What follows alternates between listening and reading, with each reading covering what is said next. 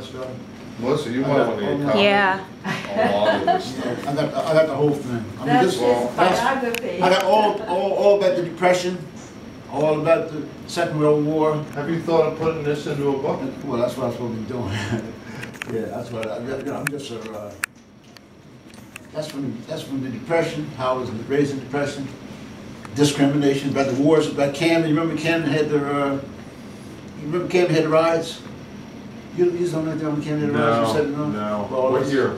Well, during the 70s and all that stuff's in there about all the riots in Camden. Me growing up in Camden. Me, what we had to eat during the Depression, the medicine we used. See, this is great stuff. The whole story. But you've got enough here to make a book. Well, the whole story, yeah, that's what I'm saying. It's then you get to, that's where we lived at with no bathroom. I was 17 years old before we got a bathroom. 17 years old before, yeah, 17-year-old before we got electric in Camden.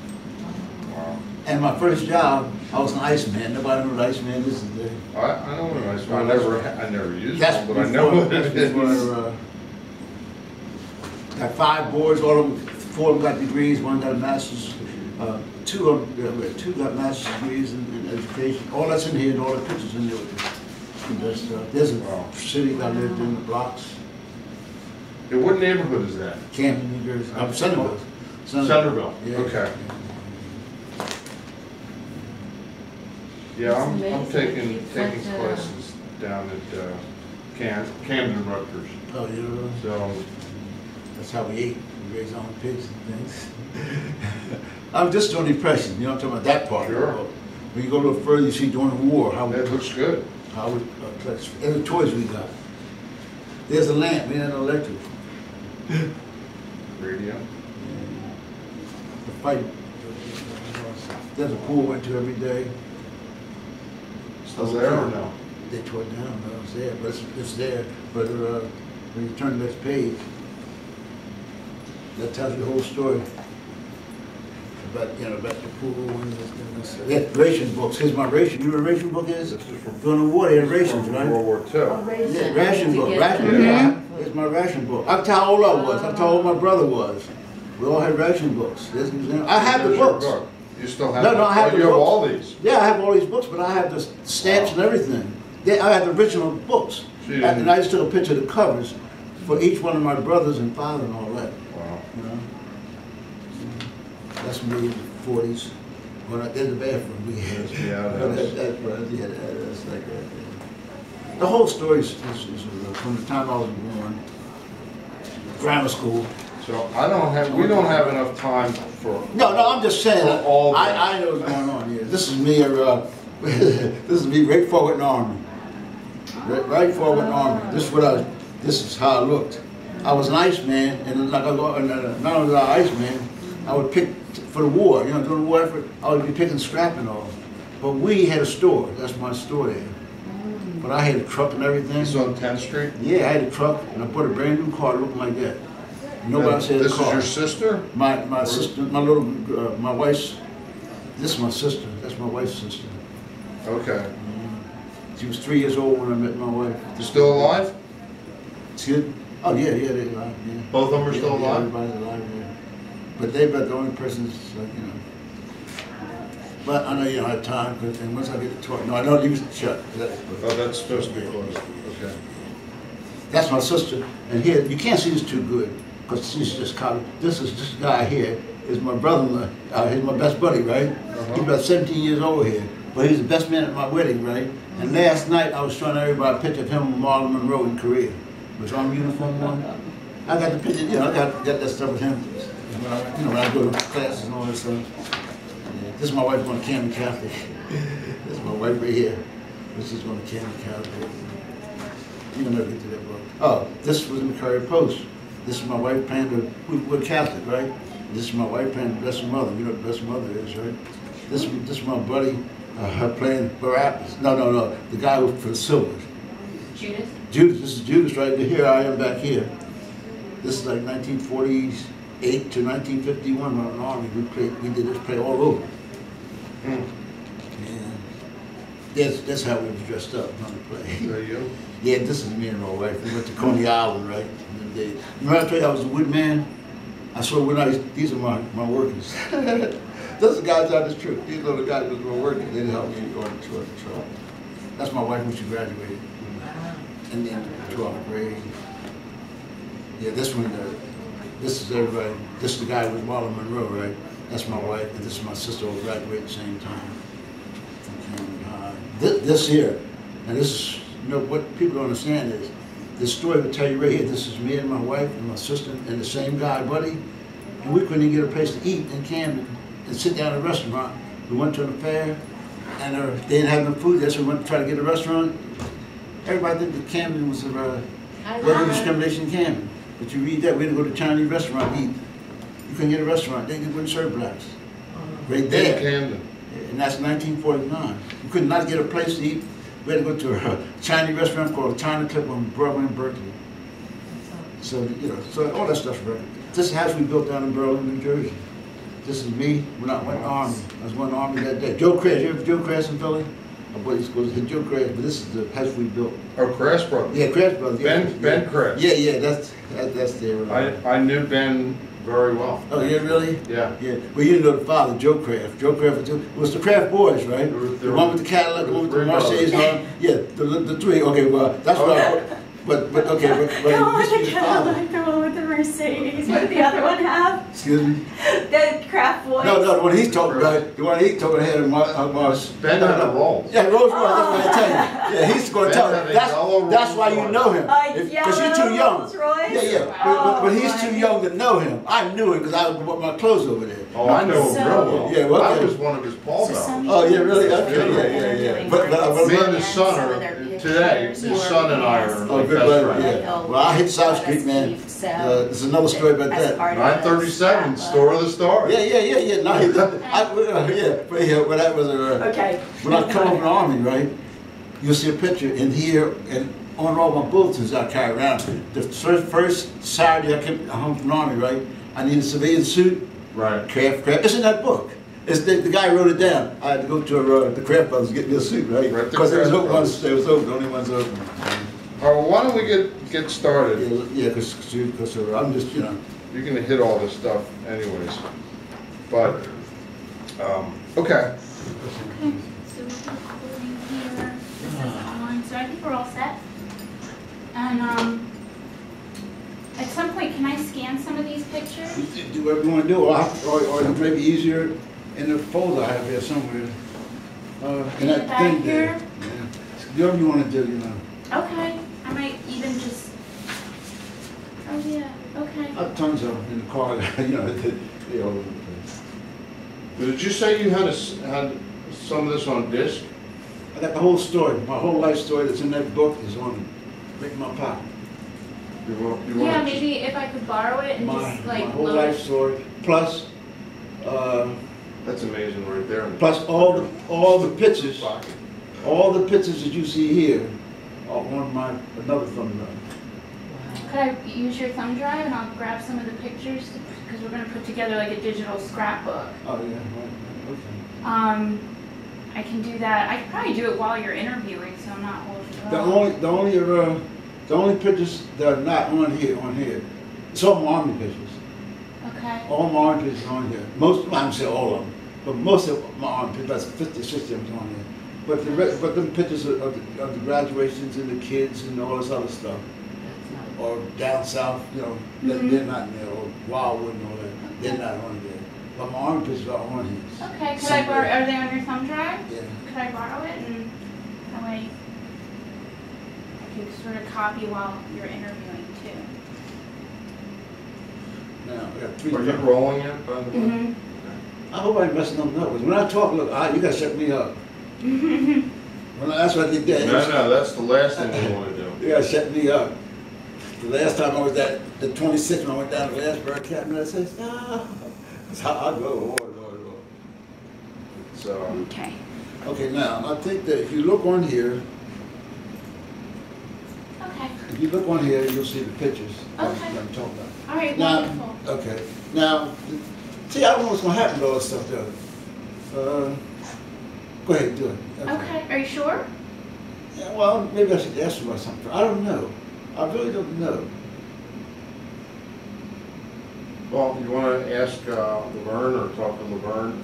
I think the only thing that the library is planning on doing it is putting some of it on the website. Yeah. Okay, what do you want to take off? Okay. Yeah. But that's it, yeah, I mean, but this is a whole story of what's in that book, and I don't know if I'm ready to do that until I finish doing what I'm doing. You know what I'm talking about? That's what That's I why do. we're here, I so do. you can take time to think about it, and you can always. But it is the whole, from Well, getting that book. I don't think you're going to put the whole To now. thing. Okay, do what you want to do. Okay. Yeah, I'm just gonna grab a couple Do it to pictures. it. Now make sure you The got concern is if he's doing a book, Yeah, that's what I'm saying, yeah. you yeah. know, he doesn't want That stuff. so much of what's on Yeah. these Yeah, to come right, out. right. And that's what I wanted. I'll probably, like, 5 pictures, Take- and then Yeah, if we're he, just if he talking about some decides. pictures. Take 10, take whatever, or you can take the ones out of there, take whatever you need. Okay. Whatever you need. And then if you decide at some point, you know, Yeah, you don't more. want to No, no, share no. the pictures, I can always. Oh, no, I don't care, take some off there. Okay. But you know, I'll give them all to you, you know. It's the text you're more concerned about, everything. All right, so I'll let you guys start, and I'll make sure we're all set and rolling here. All right, so Now, just, make sure that, if that's not the right one, I'm sure, it's got a lot of stuff on there, it's not only Okay, pictures on there. if it's not the right one, I can get them afterwards. Yeah, I'm not We'll giving be you, back. or I'll bring them back, I live around the corner. No problem. I'm here Okay, every I'm day. gonna sneak out and just go on this one. Okay, thank you. Like I said, you gotta stop me, because I keep going. so just to get started, can you state your name for us and your rank and what part of the service you were in? My name is Clarence Davis. You open my rank, I'm just sort of, hold on, I'm messing up already. Sure. Okay. Final Yeah. rank. Okay, my name is Clarence Davis, and I was drafted in the service in 1951. And when I was drafted in the service in 1951, I was sent down to Camp Chaffee, Arkansas, for all the basic training to go on. And from there, I was sent to Korea. And when I got to Korea, my final rank was, I made with sergeant. But I had a lot of bumps along the road. Okay, so let's back up and start, not looking for your whole life story at this point, but tell us where you grew up and a little bit about your... Okay. I grew up in the city of Camden, and I was drafted, I think I already said, I was drafted in Camden in 1951, and when I was 21 years old, I was drafted. But before I was drafted, I went to Camden High School, and I dropped out in the 10th grade. And when I dropped out in 10th grade, I went to business. And when I went to business, I went down to the 7-Up company, bought a truck, and I started ice business. So I was an iceman for 4 years before I went into the service. So I leave my business. I just bought a brand new car from Rice and Holman on Albertson Boulevard. And I leave my car, and I've been going with my girlfriend for 4 years and 7 months before he sent me to Camp Chaffee. When I got down to Camp Chaffee, I'd never left home before. And when I got down to Camp Chaffee, Arkansas, I was scared to death because of discrimination. I never left the post for the whole 16 months I was there because I knew what it was like down south. On the way down from the north here, and we stopped at the railroad station, I saw white-only signs at fountains. You would think, and it said colored only. You would think the water was coming, some people thought the water was coming out colored because it said colored only. And so when I was out here at Chaffee, Arkansas, I went through my basic training. And about the 4th month, no, the 3rd month I was there, I was, like I said, I was with my wife for 4 years and 7 months. I got a little lonely, and I decided to get married. I called up and told my wife, sent her a letter that I knew she could refuse to get married, and she said yes, but I knew I was going to have a problem with my father and her mother. But anyway, it was okay. We set the date for December 29th. So December 29th, 1951 was a big milestone in my life. We got married. I only had 21 days home here, and I was sent right to Korea. So therefore, I did not see her anymore until 16 months later. But the whole time I was over there, you know, we communicated. As a matter of fact, I always have props. I have letters in here that shows, and thank God the only communication everybody had when I was in Korea was letters. Now special letters here that I can show you right now. I can pick up. And like on the 29th of September, I can tell that what happened like from the 28th to like the 30th, how we got chased back, how we got casualties was. I made $40 because that's when I did my rank here. It's all in the letter. And I was telling my wife, what was going on. I was writing this letter in the back of the truck. And also, I can show you the letter if you before I leave here. We can do that afterwards. Yeah. So what was your job in the service? Okay, my first job in the service when I hit Korea, which is normal. Anybody that goes to Korea first and get into a bunker with everybody that's been together for so many months and training together, get the worst job. And the worst job there was detail, no PFC rank or anything. I was E2, which was stringing barbed wire and guard duty. After 2 months of doing that, I was stringing barbed wire, and the exact date was April the 5th. On April the 5th, when I was stringing barbed wire between two gun sections, which was number 4 gun section, a round came in from the Chinese sent a round in and blew everybody up, but me and the other partner on the other side. Now, where were you stationed at this? In Korea. I was in Kunwa Valley in Korea, right? How'd you get, I'm trying to back up a little bit. How did you get to Korea? Oh, that's the worst part of all. What happened was, after I was married for 21, I told you I was married for 21 days, right? I was sent to Fort Lawton. So I caught an airplane. Which is where? Fort Lawton is in Washington. In order for me to spend more time home with my wife, I caught an airplane from the Philadelphia airport called Sky Coach. So this it was a 2-engine job, it wasn't no jet thing. So anyhow, I got to Fort Lawton. I was in Fort Lawton. That's another part because I was in Fort Lawton waiting to be shipped to Korea, and they gave you $50. They gave every soldier up there $50. They call it a flying 50 because the other soldiers that are going to go to Korea, they want them to have fun back here before they go, right? So when they gave me my $50, I just got married, and I told all my buddies, I said, I can't spend my $50. I had to send home to my wife. I just got married. She needs a new pair of shoes to go to work the next day, right? Well, everybody laughed, and they said, oh, man, your wife's getting over on you and all that. This is true. My wife's getting over on you and all that. Man, you're going to Korea, and you send your $50 home where they were spending on girls and whiskey and stuff, right? Anyhow, then I board ship the next day on a pier. If anybody was in there, Pier 91, I board ship, and that was the worst 16 days of my life. Because when I first got on the ship, I saw the sailors putting out these garbage cans. I had no idea why they put out the garbage cans. About 1 o'clock at night, I decided, not 1 o'clock at night, I saw all the people, before it got dark, going down, getting seasick. So it was thrown up on the deck and everything. Well, I stayed up there till it was dark, and then when I went down there, that's when I saw the sailors putting out these garbage cans. I wondered what the garbage cans was for. 1 o'clock at night, I woke up and I knew. Because I was laying down on a cot and I put one boot on, and I ran to the garbage cans myself. So the whole 16 days I was sick and everybody else was sick. But the sailors knew it. Okay. Then I hit Japan, and when I hit Japan, everything was normal. But the Japanese people, I looked at so many war movies during the Second World War, which were propaganda movies, right?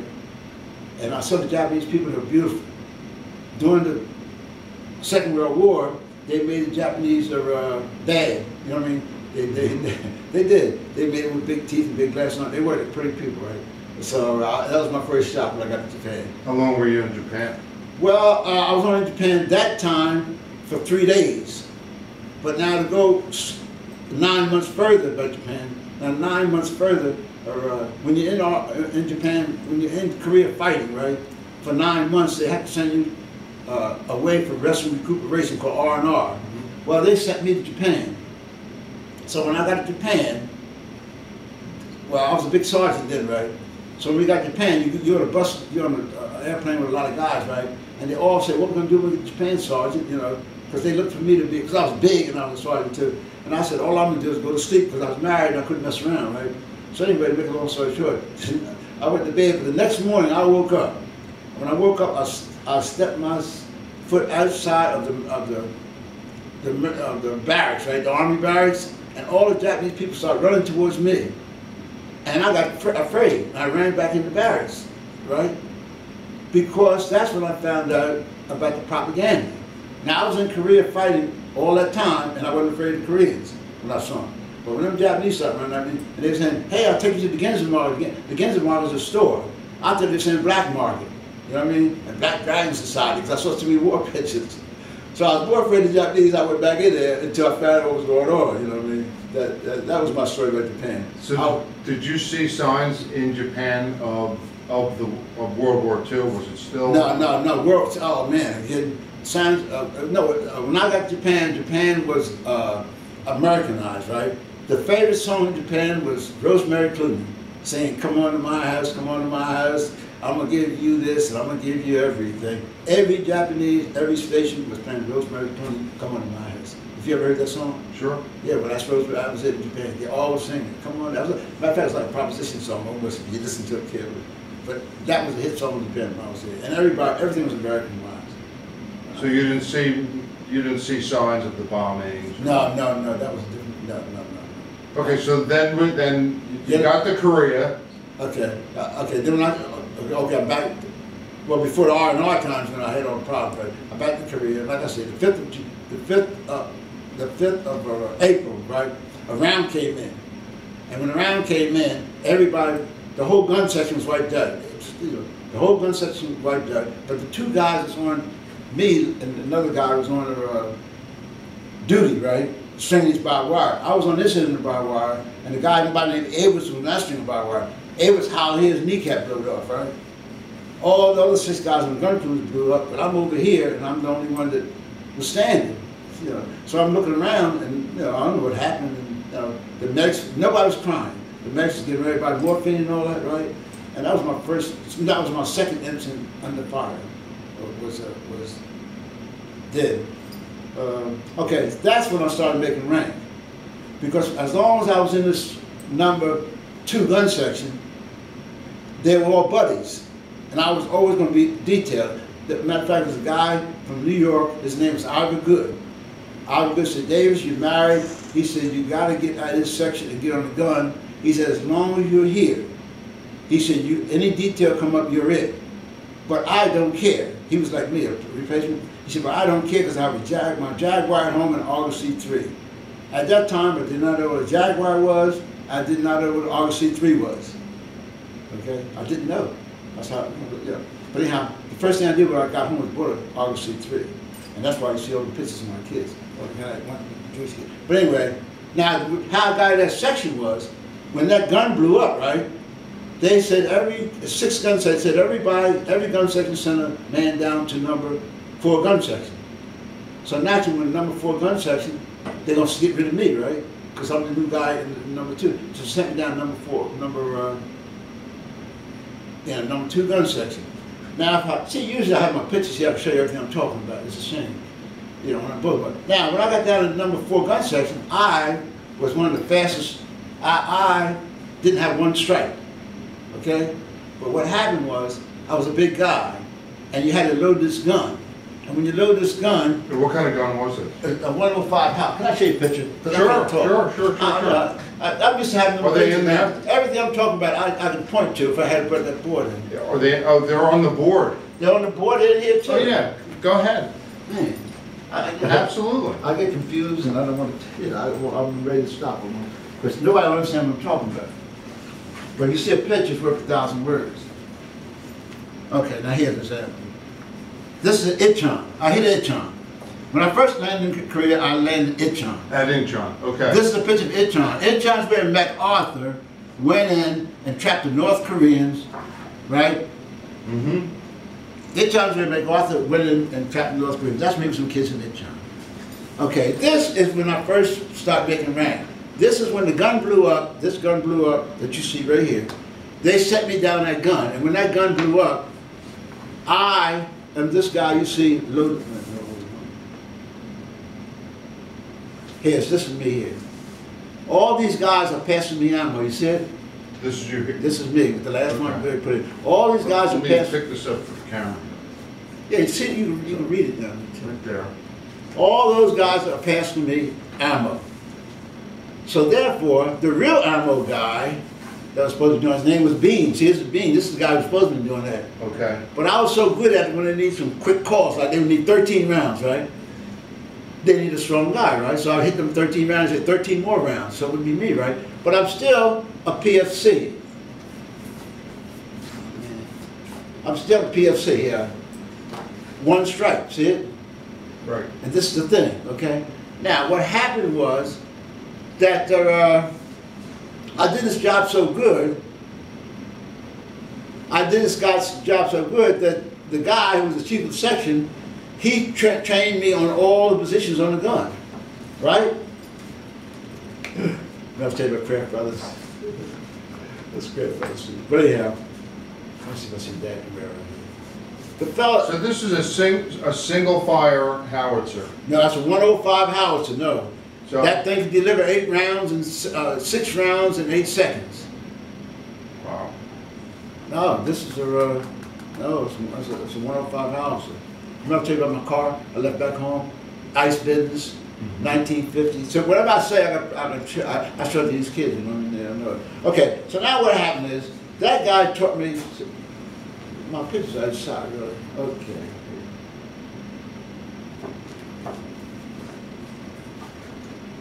Okay, let's get to this.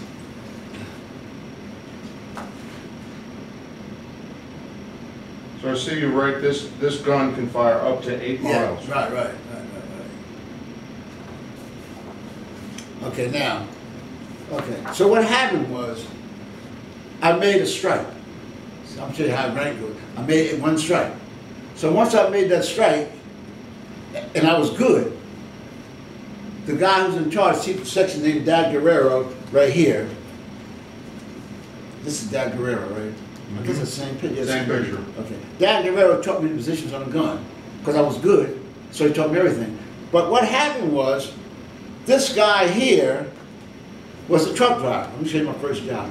This guy here was a truck driver. His name was White. When the rounds come in, this is the gun that blew up, he was one of them. When the gun blew up, he was a truck driver, and he was a casualty, right?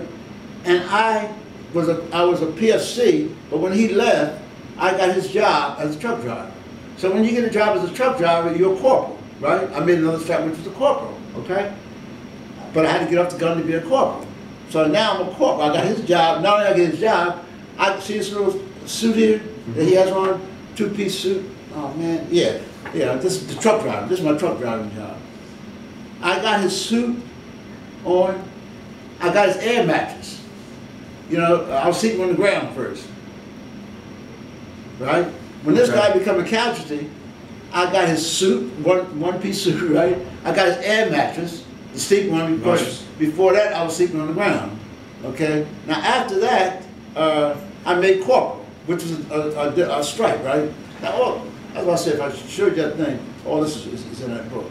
Anyhow, I made corporal, and when I made corporal, I was so good at driving the truck that they sent me to headquarters and all that stuff, right? And I won a plaque. The only one in the outfit that won a plaque and came back with a plaque and all that, right? Now, I'm looking for another strike, right? So I says to Dad, I said, Dad, man, let me, when another guy rotate home, let me get on the gun as a gunner, right? So my truck driver, my job as a truck driver was to move the howitzer around all over whenever there's a battle going on, right? We have a fire mission. Was a 10-man crew I had to carry, right? And I had to bring the howitzer, and I had to set it up in position to fire at the enemy. And also my second job was to load that gun. See, I'm loading the gun there? Mm-hmm. That's as alternate position. I would load the gun. So I was already set up for loading the gun, right? And all I had to do was take the captain around and turn him to drive the truck. So then I got to be a corporal. Well, after that, I said, well, why should I be a corporal? I could be a sergeant, right? So after that happened, I put in for a job on the gun as a gunner, right? And I received the job as a gunner, and that took about, well, that didn't take long. Because in the letter there, it'll say that in September, I received my corporal stripe and $40 pay. So I know when I got this, I know when I got $40 pay. It's right there. I don't understand, don't lie. You know? The corporal stripe or the sergeant stripe? No, sergeant stripe. So I had the corporal stripe way before that. Okay. But anyway, after I got on the gun, I got to be a gunner. Now, at my time as a gunner, I had another buddy of mine, his name is Bagwell, and him and I, oh man, see my pictures on that thing, Wilson. Oh, this guy here. This is my, he was from Canada, along with me, right? He got drafted at the same time. Now he, when I got to be a gunner, he was loading the gun, right? So we had chance to, like when they had a big push and need 13 or 15 rounds at one time, he would load the gun and I would fire the gun. And we had a slogan which said we put them where they want them, when they want them. In other words, we put the shells or the explosives where they want them, right? When they want them. If they want them right now, we put them there right now. So our slogan was we put them where they want them, when they want them. This guy here. Now eventually. So let me ask you one question. Did you learn gunnery in Korea, or did you learn that No, everything in Korea, no. You learned it in Korea? Yeah, well, in basic training, you go through the steps, but you go through the steps in basic training. But like I told you before, when I was loading that shell so good here, my boy, Dad Guerrero, taught me all the positions, right? Now, it was discrimination going in, Dad was Mexican, I think. But yeah, it was discrimination. And now, yeah, the people was in the National Guard, and they lived together in the same neighborhood, right? So I wasn't gonna get no break, you know what I'm talking about? So the only reason I got a break was because of that, and I had a good captain. A good captain, matter of fact, I'll tell you some stories about the captain and I, if we get to it. I don't know what you want me to do. But anyhow, make a long story short, it's okay, now I'm a truck driver, right? Now I get on the gun. When I get on the gun, it's my buddy here and myself shooting this gun most of the time, right? And we had a stoker who was fast. I learned from the National Guard, if you pull a lanyard on the gun, right, it takes so many seconds to fire it. But if you put it on a breech block, you know what I mean, right where the firing pin is, you do it quick. You shoot. Okay. Yeah, instead of being 8 seconds, something could be 5 seconds, right? So we had some fun. But it was always fun between the two of us doing this here. Now, after that happened, and about you could tell it was a quick time, because I wound up being the chief of the section.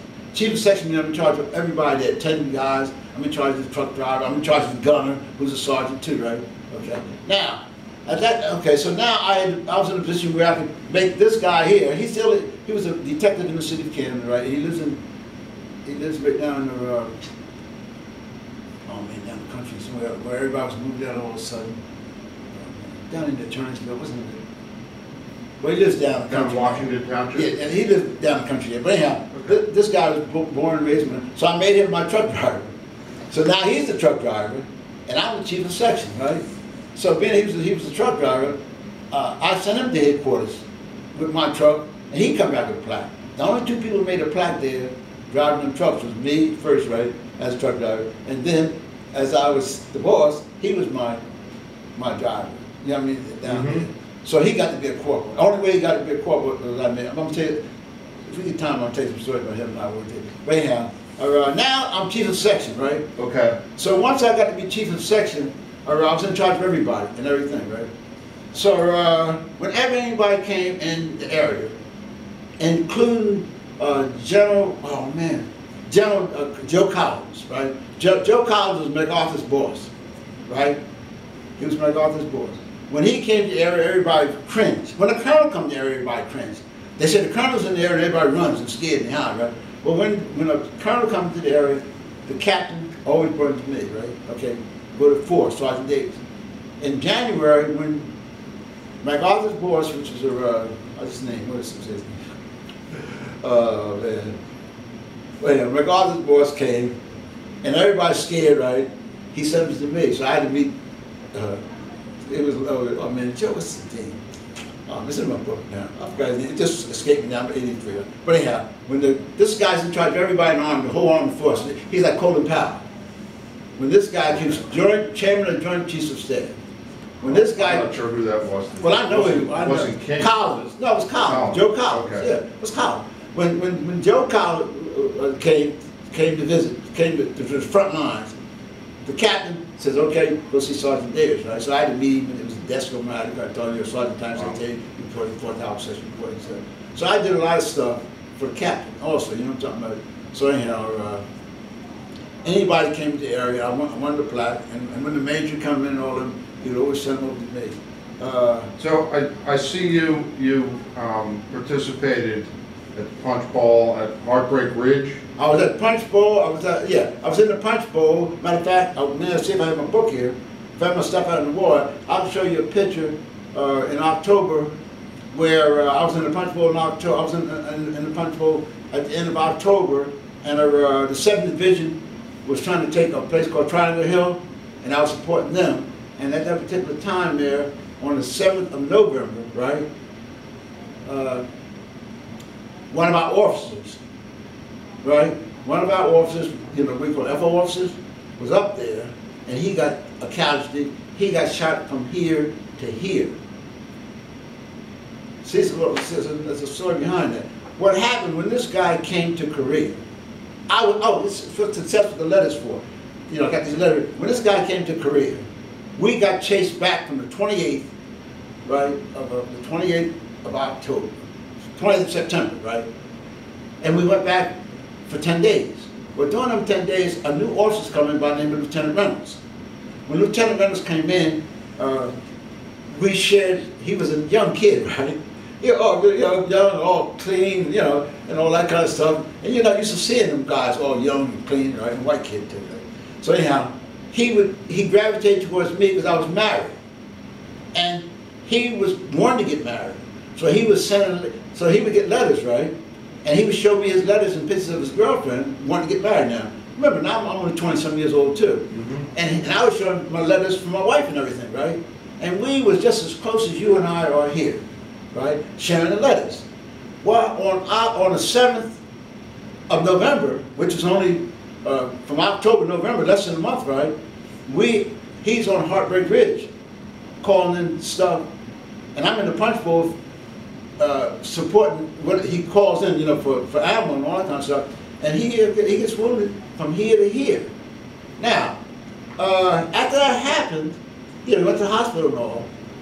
They took him off the mountain. They took him off the, you know, off the OP, and he put him back in the battery area. Now, when he come back in the battery area, he's battery exec. Battery exec means he's under the battery commander, right?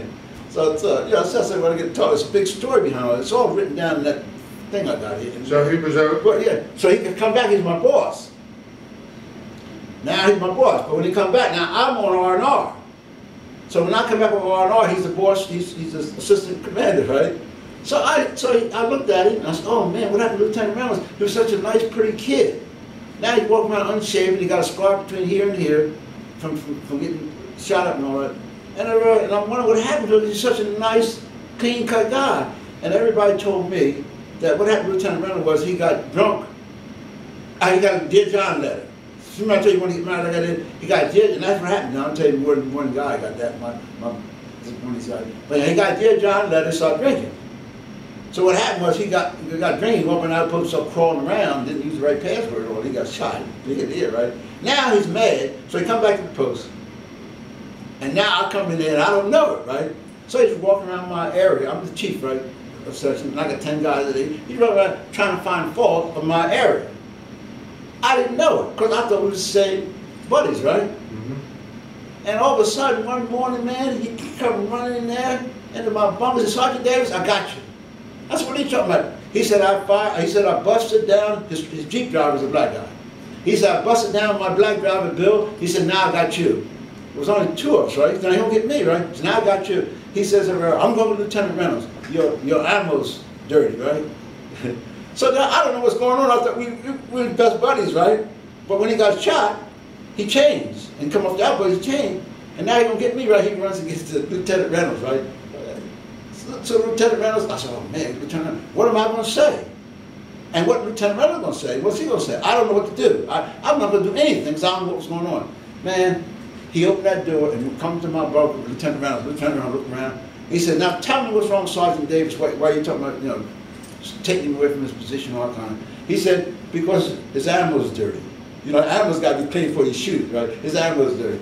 I didn't know what the captain said. No, the captain says, "What are you talking about?" I got an ammo man named Billy. I know the guy's name. My ammo man's named Billy. It's not my responsibility to clean the ammo. Billy's responsibility to clean the ammo, but I'm supposed to make sure it's done, right? I got an ammo rag up here on a post, you know what I mean? So it's really amazing how this lieutenant did this. So anyhow, so big old captain, big and lion, man, scary right there. He walked over here, man, he said, he grabbed an ammo rag. He said, look, he said, what are you talking about, Sergeant Davis' ammo's dirty? He said, it's a colonel coming area now. He said, it's clean, and here's his rag to prove it. Get out and leave Sergeant Davis alone. I didn't know what was going to happen. The same guy changed that much. You know, he was trying to bust me, he was trying to take my straight man. But he didn't do it, right? Let me steer you in and ask another couple other questions about just what it was like being there in terms of the weather, in terms of, you know, the danger. Can you talk about those two items a little bit? Okay, well, the danger, I won't go to the danger part first. The danger part was that when you're 21 years old, right, you don't think about danger. If you go around like I did during the Second World War and saw all these war pictures of John Wayne and Robert Ryan and Randall Scott killing everybody, right, you think you can be like they are, you can go over there and do something. In February, my first time under fire was in February. Some shells came in the back of where me and this same guy was outside talking about back home. 2 shells hit in the back, right? And I said, oh my goodness. I said, it's time for something to start happening around there. I want some action. I said, it's time for something like this to happen around there. Then all of a sudden, 2 shells hit in the front and then about 3 or 4 right in the middle, and I'm on the ground trying to dig a hole and put boxes on top of them. But I thought that it would be fun on account of movies, right? Now, after the shell was over, there is a bathroom there. The bathrooms are like this outhouse here, same as at my outhouse, right? Well, at that outhouse, there was a supply sergeant right next to it. And that's when I found you get killed around there. Because one of them shells hit that tent where the supply sergeant was and killed him, and all the head part of him went through the toilet and all that kind of stuff. And that's when I started knowing you get killed. That was my first time under fire, as far as danger. The second time was the danger part that I'm going. The second time was, like I told you now, the 5th of April, when I was stringing barbed wire and the shells came in and nobody knew what happened and everybody was down but myself that was there near that thing.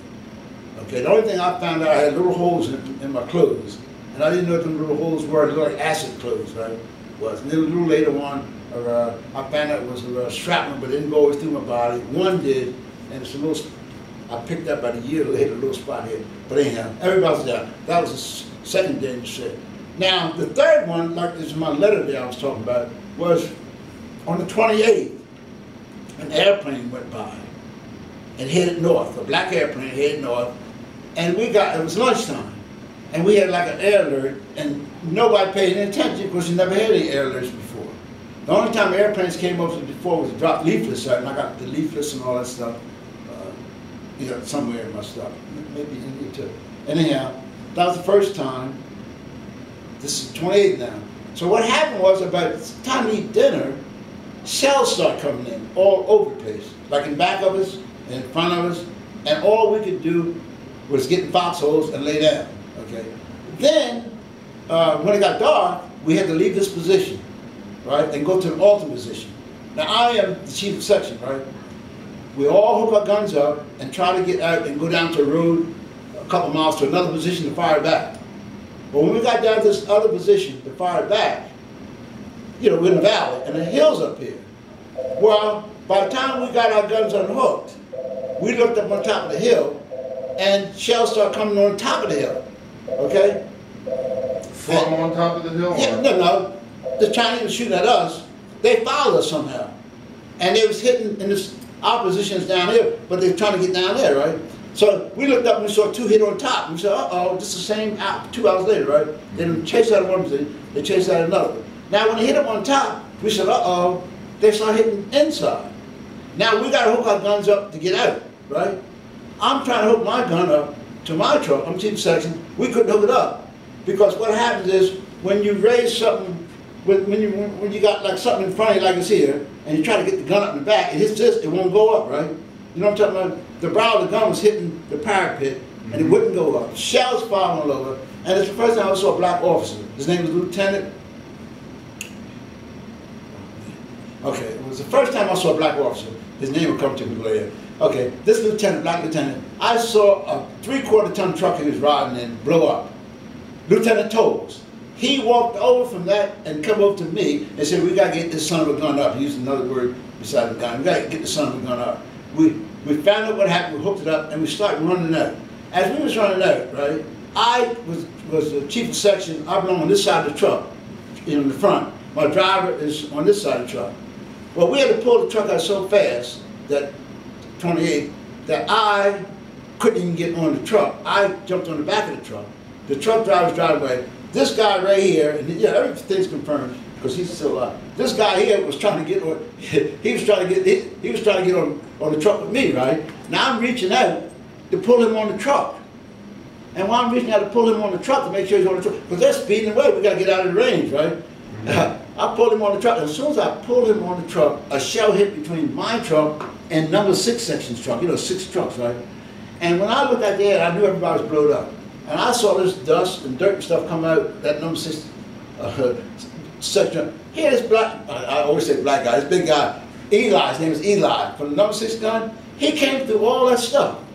I mean, I thought everybody was gone. My buddy was on the truck with me now in the back.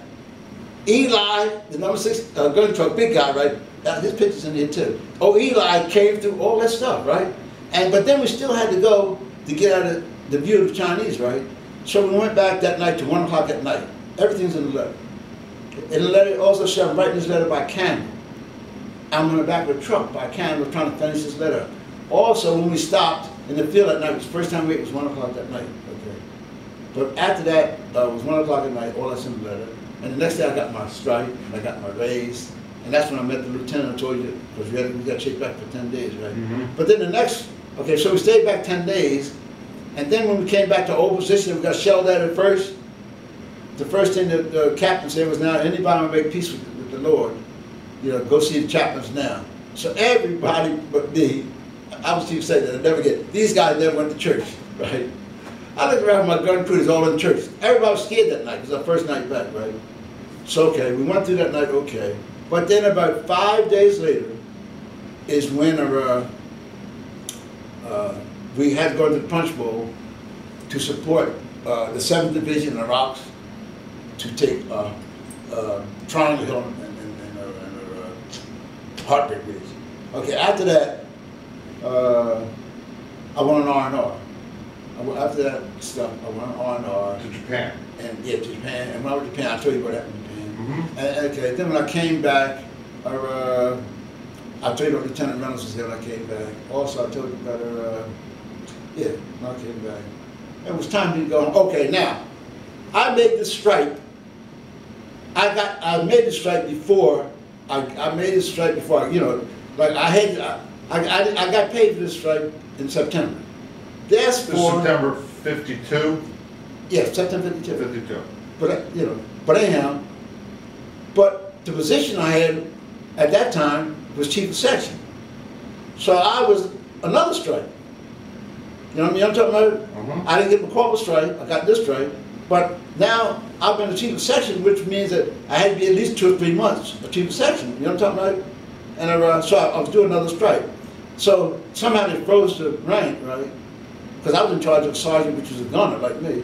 But anyhow, they froze the rank, and then when it was time for me to go home, they said he was going to give it to me. They unfroze the rank and was going to give me my others. My job was sergeant first class, which was another rank, right? But they said that since I was going home. So when did you come home? I came home in May. Well, I left Korea in April of '53. I come home in May. Yeah, I got home in May '53. When was May 23rd. When was the truce? July the 25th. Of 53. 53. Yeah, well, I came home in May that year, '53. May 53. Yeah. So I was over there all the time to fight. I was on the line. I was in Kumwampa, I was in Punch Bowl, I was in Heartbreak Ridge. So were you involved with? I'm not you know, up on my Korean history as much as I should be, but I know that you know, when we crossed the parallel, went up near we crossed 38th parallel, went up near the Chinese border. Right. Where then the Chinese got involved, chased us all the way down to the peninsula. It was 3 times. Yeah.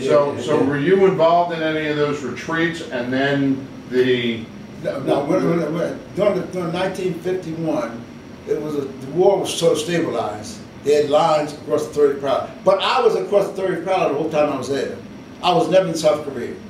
So okay, so you I was always in the North whole Korea. time. I was always in North Korea for the 15 months I was in Korea. Always in North Korea. When I first hit there, I was in Incheon. Like I said, the first spot in Korea was Incheon. Then I went to a place called Kumsang, and the last fighting that went on in Korea was the fight where it was called the Kumsang River Sound. The last battle of the 40th Division, which I was in the 40th Division, right? That was the last battle. So I was in the